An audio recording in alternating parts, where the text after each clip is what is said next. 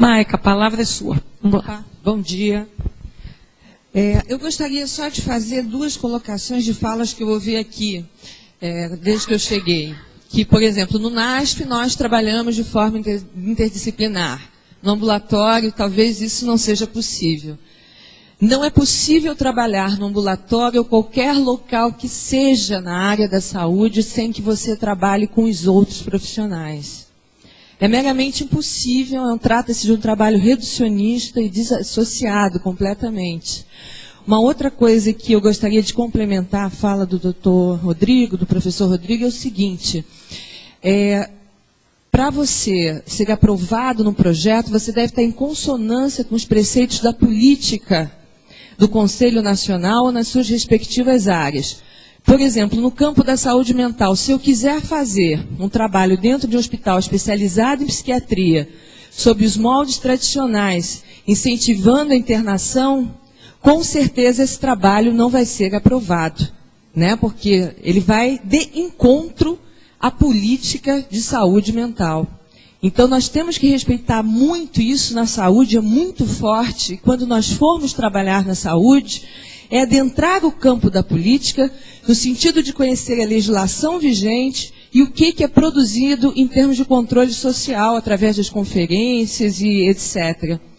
Então a gente tem que estar em consonância com os preceitos das políticas de uma forma geral, senão a gente não consegue aprovar um projeto, né? Eu acho que isso é importante da gente poder frisar. Bom, ontem nós falamos um monte da área da saúde, um pouquinho corrido, e aqui eu vou falar só um resumo, basicamente, de tudo que eu disse, que são as recomendações em relação, de uma forma geral, da prática na educação física no campo da saúde. Bom, a primeira delas é estabelecer uma relação terapêutica que envolva a família e a rede de apoio social. Isso eu falei e frisei bem ontem, né? Com experiências que focalizem expectativas realistas e envolvendo sempre o protagonista maior dessa história, que é o nosso usuário do Sistema Único de Saúde ou da rede privada.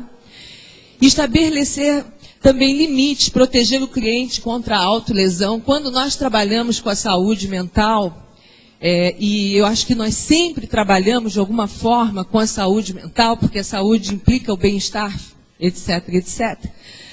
Nós temos que tomar cuidado com certas situações de risco.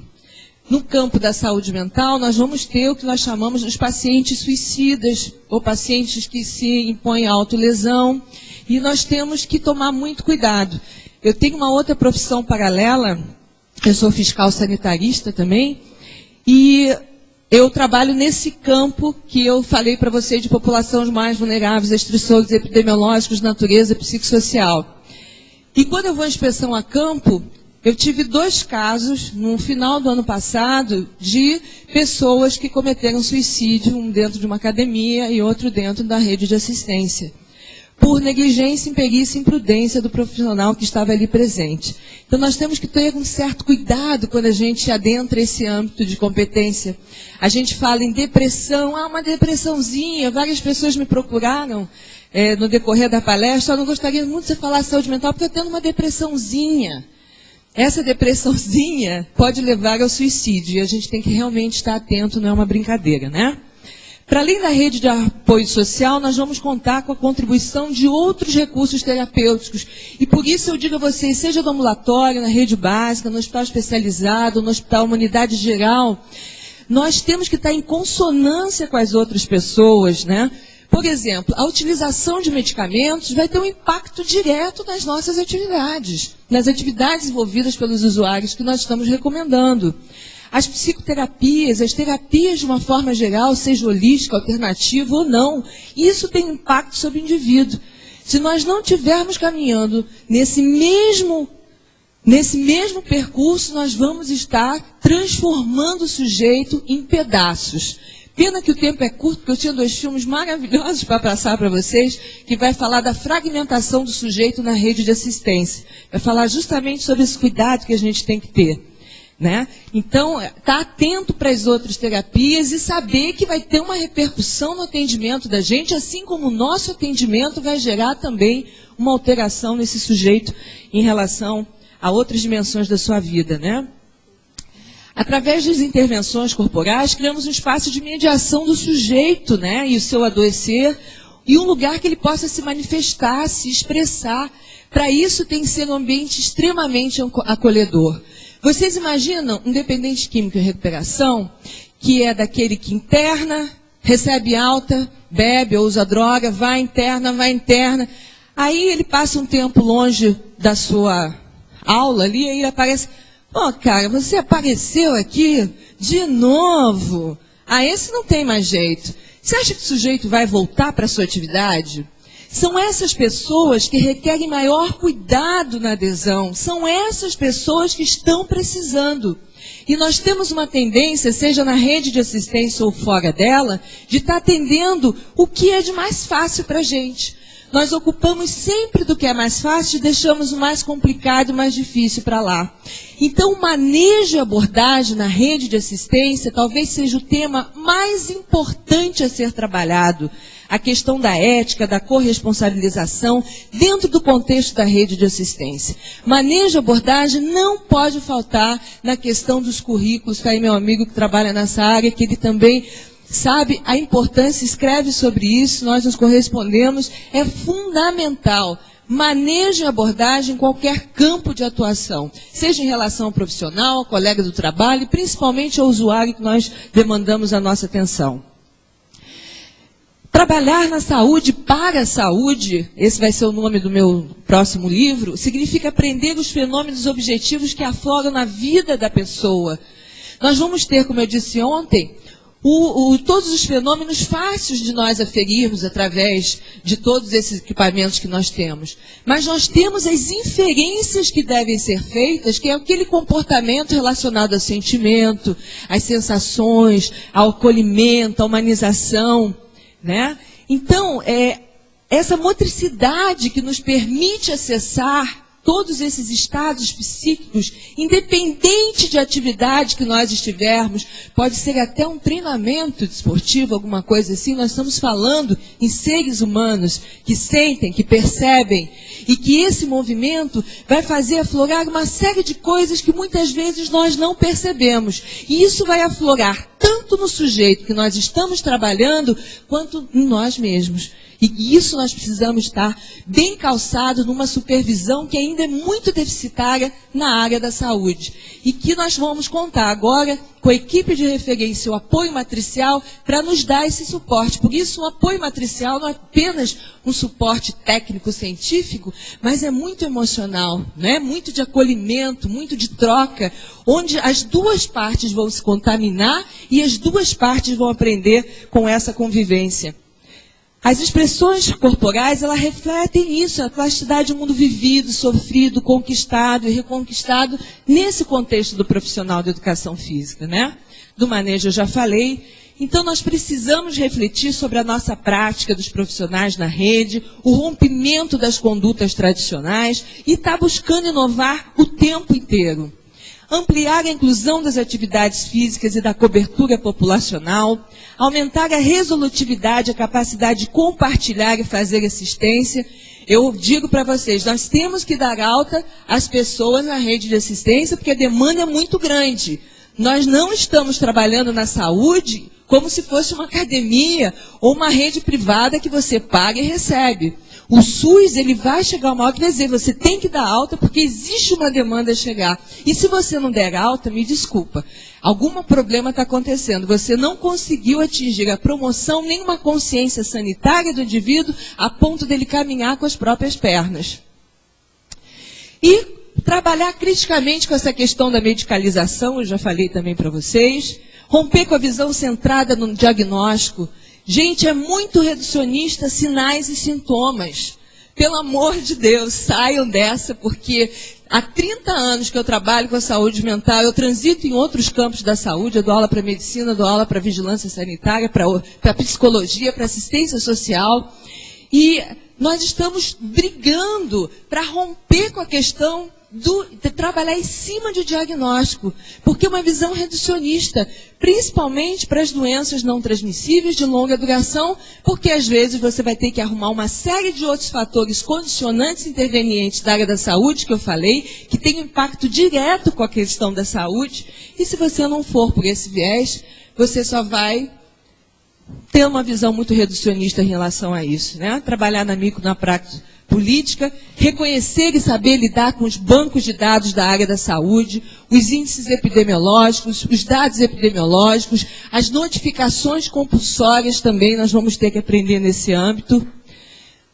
Escuta, acolhimento, formação de vínculo, tudo isso daqui eu já falei, deixa eu só adiantar um pouquinho, porque isso aqui já foi parte da minha fala de ontem.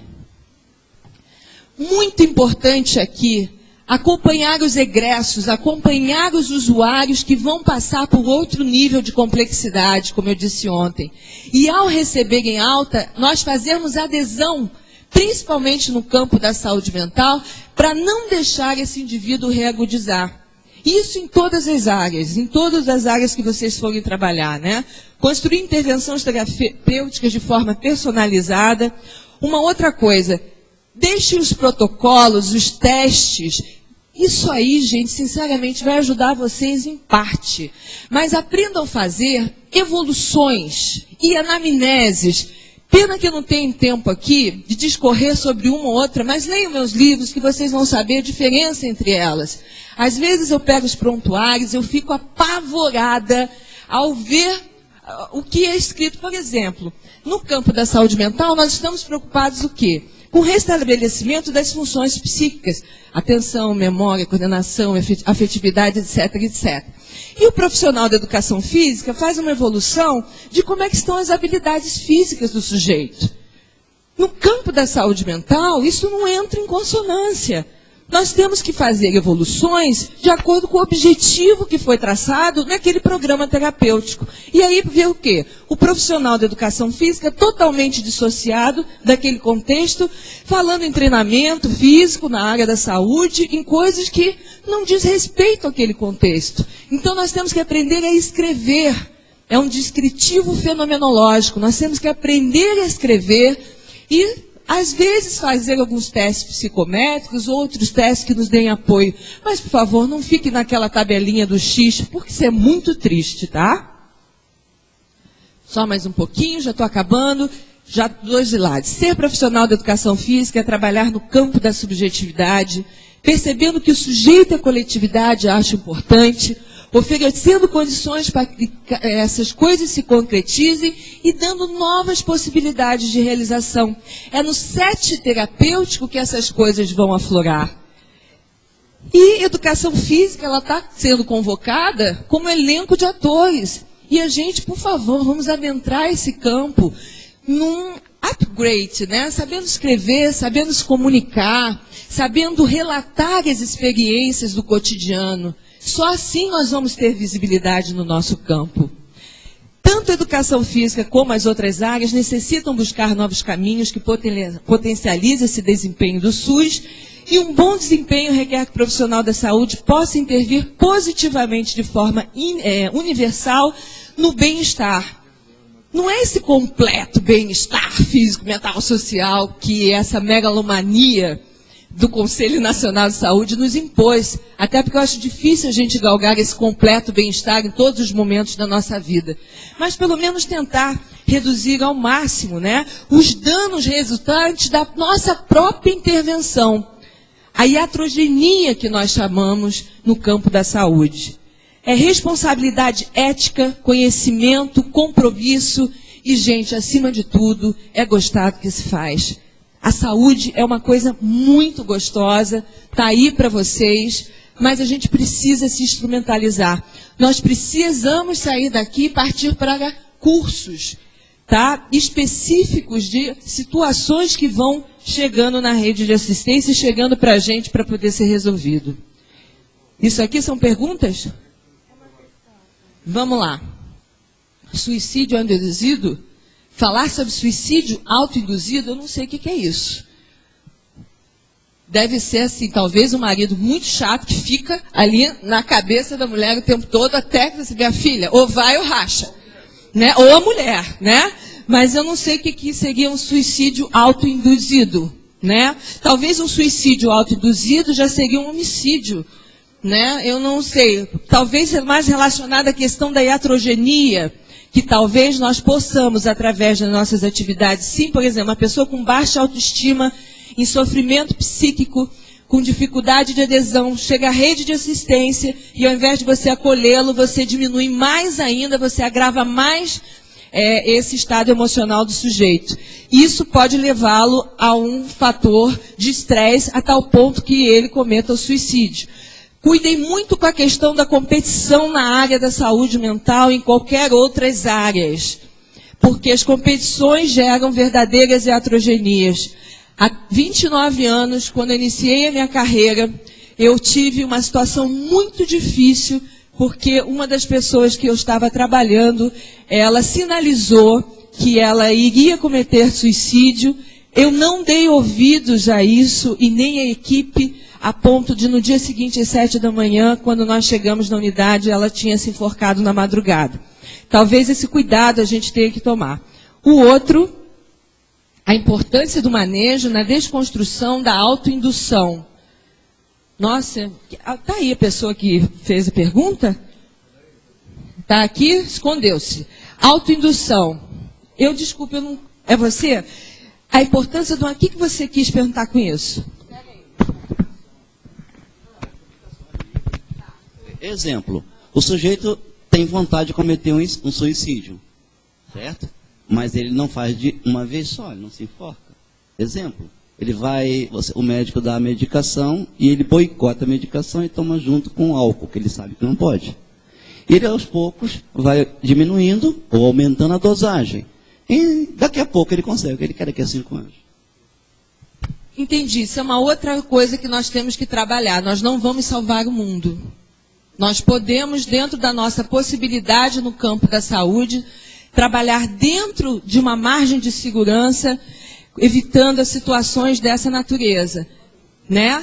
Que isso envolve um bom manejo, uma boa abordagem, por isso que ele perguntou, porque ele escreve muito bem sobre o assunto, mas é um cuidado que nós temos que ter, mas assim, nós temos que ter um certo distanciamento no sentido de que é uma opção do sujeito estar doente. Estar doente ou estar saudável, às vezes não é uma coisa tão consciente, tão fácil de dizer, mas é apenas uma forma de estar no mundo. Né? A gente tem que também respeitar a questão do adoecimento, que alguns vão chamar de estado maturacional, a psicologia vai chamar de mecanismo de defesa, a filosofia de problema existencial, a medicina de patologia, e cada uma das áreas do conhecimento vai observar aquele fenômeno diante da sua história de vida profissional, do seu conhecimento e de toda a sua formação. Né? Mas assim, nós temos que evitar o quê? Fatores de iatrogenia. E nós temos que ter um muito bom manejo e abordagem. E eu digo aos senhores, assim, eu sempre procuro, aonde eu dou aula, seja na especialização, no mestrado, sempre trazer uma pitada de manejo e abordagem em qualquer área que eu lecione. E eu gostaria muito que a educação física parasse para pensar, porque nós achamos que apenas o movimento, que é uma forma de comunicação, é uma coisa tão tola que não há necessidade da gente estar pensando sobre isso. Mas ao fato da gente estar se movimentando, isso tem um sentido, isso tem um sentimento, isso tem uma história, isso tem que ser respeitado.